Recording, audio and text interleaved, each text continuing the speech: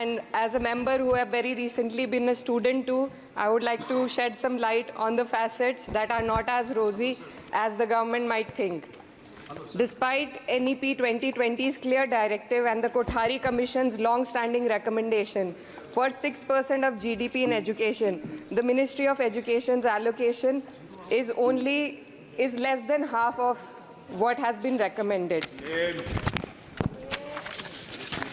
The biggest cut has been for the University Grants Commission, which saw a 61% dropping from 6,409 crores to only 25 crore this time, which will affect the higher education of our country.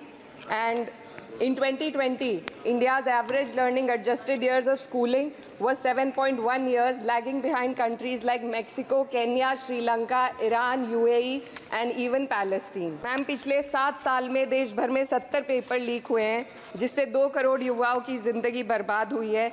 NEET, net और अन्य ऐसे paper leak से हमारे देश की परीक्षा कराने वाली संस्थानों की छवि पर गहरा धब्बा लगा है और जिसके कारण देश के युवा का इस सरकार के निष्पक्ष परीक्षा कराने की क्षमता से भरोसा उठ चुका है।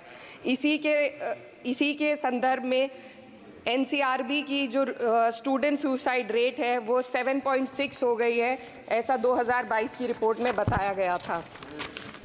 Ma'am, similarly, the situation is for the NET and DU LLB entrance examination. The abrupt cancellation and the mismanagement of the NTA is a crucial issue that the government needs to look into.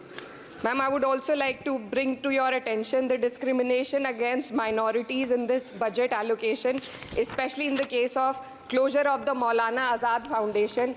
Despite the Prime Minister's vision of minorities progressing with Quran in one hand and computer in the other, this undermines efforts to boost educational opportunities. It would do well to take a leaf from the Samajwadi Party's government under Akhilesh Yadav ji, which began distributing free laptops to class 12 students in 2012, effectively combating computer illiteracy and bridging digital divide in rural Uttar Pradesh. मेरे संसदीय क्षेत्र कैराना में आपके माध्यम से सरकार से मैं मांग करती हूँ कि विजय सिंह पथिक डिग्री कॉलेज कैराना में BEd LLB जैसे कोर्सेज शुरू किए जाने चाहिए, जिनसे युवा और महिला अपने रोजगार खुद ढूंढ सके। जनपद शामली के कैराना और ऊन में और सहारनपुर के नकुड़ में गर्ल्स डिग्री कॉलेज और गर्ल्स हॉस्टल खोले जाएं। जनपद शामली में नया केंद्रीय विद्यालय व जवाहर नवोदय विद्यालय खोलने जाने की मांग करती हूँ और माँ शकंभरी देवी विश्वविद्यालय सहारनपुर को अपना कैंपस और विभिन्न प्रोफेशनल कोर्सेज चलाने के लिए विशेष धनराशि प्रधानमंत्री उच्चतर शिक्षा अभियान के अंतर्गत दिए जाने की मांग करती हूँ।